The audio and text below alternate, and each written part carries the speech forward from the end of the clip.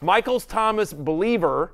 It's singular. Not believers. Drink for free. Michael Thomas. So, Jay, you drink for free. Congratulations. Finally, it only took 7 weeks. You know what that touchdown reminded me of? Reminded me of Cooper Kupp in the Super Bowl, catching that touchdown. I've had a similar vibe. Very similar No, look, vibe. great game from MT. His friends call him MT. I call him MT. You guys call him Michael Thomas. Can't guard Mike. He now has more fantasy points on the season than Nick Chubb, than Austin Eckler, and various other players yes, who've very been healthy beset running by backs.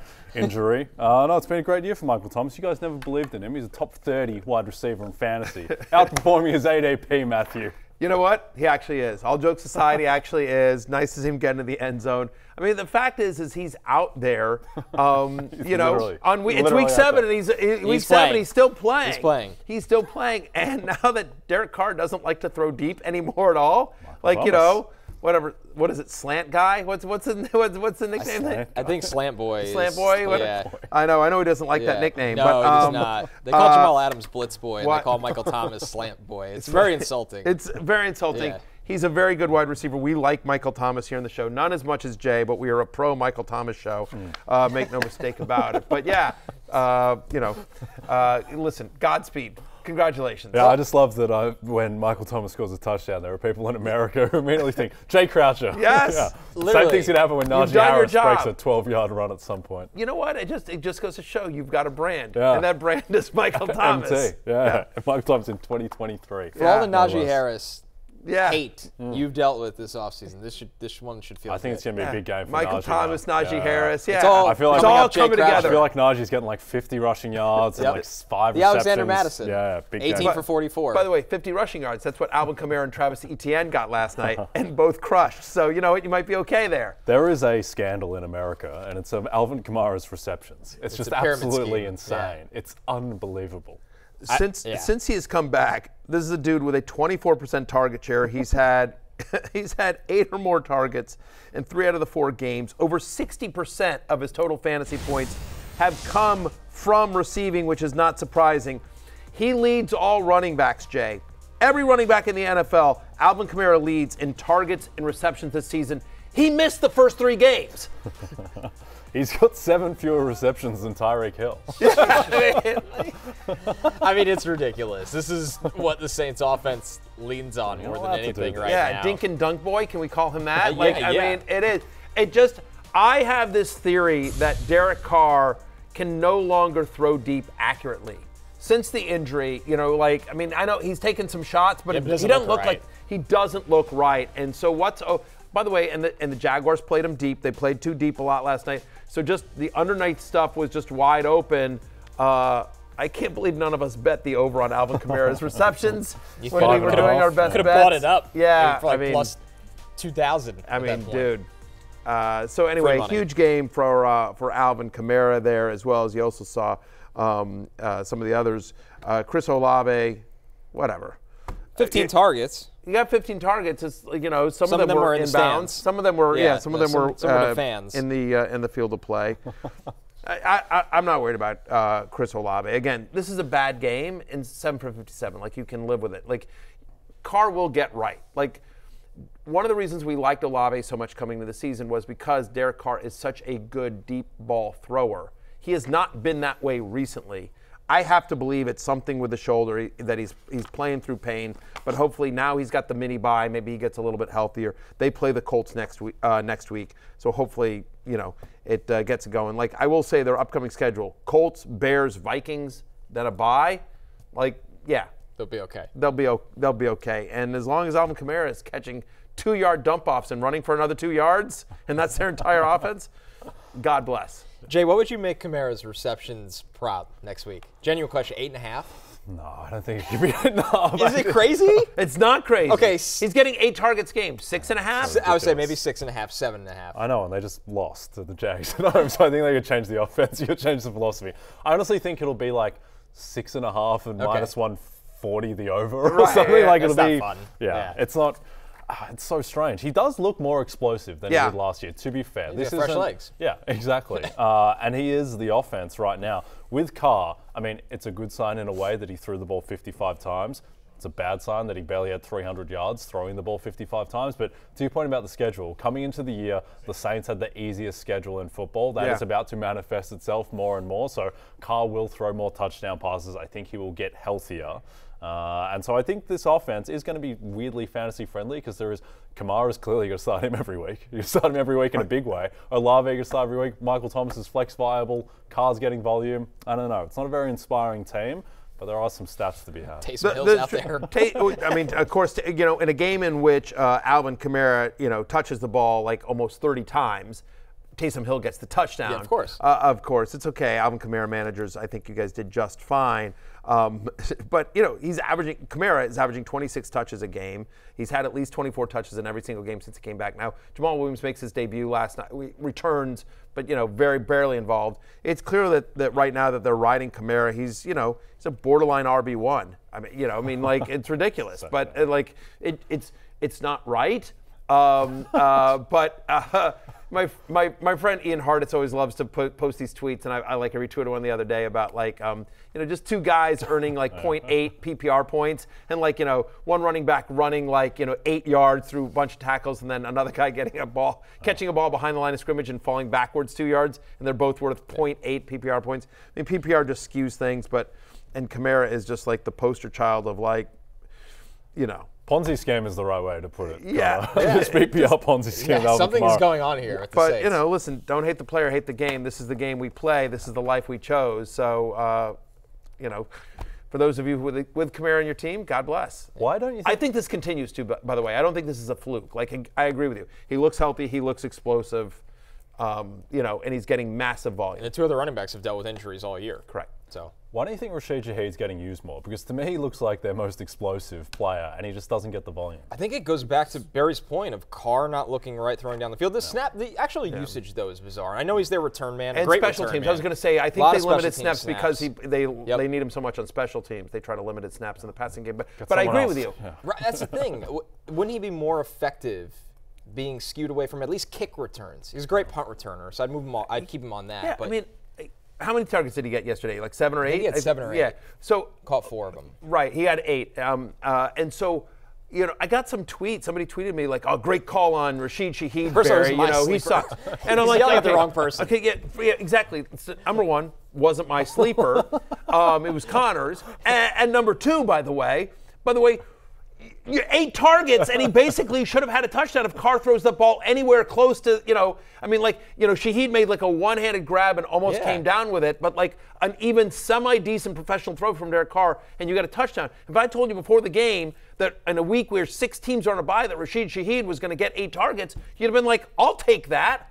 Sign me up. So, number 1 wasn't my call, but probably should have been. I don't know why you're giving me grief, dude. He also wasn't being drafted. My point was just take this guy with your last pick, and maybe you have a By-Mageddon flex player. And he's had some good weeks. Let's be very clear. Connor has had much worse calls than Rashid Shaheed. 100%. Derek Carr passing yards under yesterday. Yeah, exactly. There's one of them. There you go. And he didn't deserve to go over, by the way, with the way he played. Another Ponzi scheme. The Saints. Stay away from everything Saints related. When we have to do best bets for a Saints primetime game, I'm sitting out next time. I will. So let's move over to the Jaguars here. I will just say this also. I could not have believed in your Cam Jordan bet yesterday more. Yeah. I doubled my normal bet because you convinced me so hard. Sorry. When I made that. Well, but yeah. Lost. No, it didn't. I mean, but that's what crazy, and it's leading me into this, which is the fact that in a game in which Trevor Lawrence was a true game time decision, and you literally watch the warm-ups, he's wearing a big brace. And you're like, oh, here's Cam Jordan, who's one of the league leaders in the NFL in quarterback pressures. Yep. And you've got this quarterback that's out there on half a leg, who's barely a game time decision, and you're like, this feels like a very good bet. And not only did it not cash, but he was kept clean. There was not one sack this entire game. Trevor Lawrence has his year-leading game in rushing yards. He has almost 60 rushing yards. He has 59 on the ground. It's unbelievable. I mean, Trevor Lawrence played his hair off. I was going to say something else. Then I thought, you know what? Hair works. Yeah, Alexa. I didn't want Alexa to have to deal with HR on a Friday. Poor Alexa. So anyway, we'll go with hair. He played his hair off. Both of these quarterbacks, there was 84 pass attempts between them. 1 sack because they couldn't get a finger on Lawrence. Trayvon Walker cannot win. He cannot Yeah, shed a block. He horrible cannot night. shed a He had a block. 5% Backup pass tackles. rush win rate, which is dreadful. I think Myles Garrett had a 31% Yeah, pass that's rush win good rate against perspective. Trent Williams Right, good last perspective. week. Yeah, Exactly. Unbelievable. You know, I mean, back to that bet. That's why DraftKings HQ is made of gold bricks, though. In Yeah. case you're wondering. that's why DraftKings can afford to like. You were there sponsor our recently. show. You saw the gold bricks HQ. 100%. Yes. Yeah. They put me up in a very nice hotel. I was gonna say. I bet you had a great trip. They put me. DraftKings I'd put buy me. it. When you said Jordan the sandwich money. you had for lunch was phenomenal. Phenomenal Yes. sandwich. Yeah. The crown is mine. Yeah, exactly. I'm just going to say this about Trevor Lawrence, though. The rushing made up for the lack of the touchdown passes. He's now had 1 or fewer touchdown passes in 5 of his past 6 games, but the rushing is getting there. 30 or more rushing yards in 3 of the past 4 games. And by the way, shocking, again, just sort of like this is the life we chose. On the road at New Orleans on a short week, he's literally a true game time decision, and he has his best fantasy game of the year, 18.1 fantasy points. It's the first time he's been over 18 all season long. I said on Twitter, I'm like, he's active. I wouldn't start him if I can, and like, Right. he made my hate list, and I was wrong. I think it's a reminder that just with injury news, it's best to always fade the idea that something is certain. Think back to David Montgomery being, is he going to play against Green Bay or not? Oh, I need a 33 couple carries. weeks. Literally 33 carries when it wasn't clear And who's 3 going to play. touchdowns. Yeah. No, but for me, it was just one of the fact. Like, I'll own it. Like, he was on my hate list. Clearly a wrong call. I apologize, America. I also apologize for Connor's Rashid Shaheed. Your name's on the show, It's so we fair. are your It's fair. responsibility. It's completely Don't my forget fault. that. Listen, so my bad. All right. So I apologize for all of you Peacockians that are watching right now. That's what I've decided our fans are called, the Peacockians. That's strange. Is it incorrect? No, you'll see plenty of them in Philly. Yeah, I can't all the wait. Peacockians. All the Peacockians. We'll be there. We got to hear from Lawrence after the game. If you want some perspective on this injury going forward and just how his knee is feeling, so let's hear from Trevor Lawrence. Okay, here we go. Yeah. It's good. I mean, golly, it's crazy how you have something like that going on. You don't plan on moving a lot, and you end up running the ball more than I usually do. So it's funny how that works. But it felt pretty good. I was happy with it, and didn't bother me too much. Definitely didn't set it back. So I'm really happy with it. That was the goal: is play, find a way to win the game, and not set it back. And we'll get 10 days now to recover and get ready for Pittsburgh. So. I mean, it went perfect, honestly, so that was really good. Phil and a victory can't shake off. My point is like, yes, like, so owned and owned, right? What I was trying to think of something else. No, it was like asked and answered. Very similar. Thank you. Owned and owned.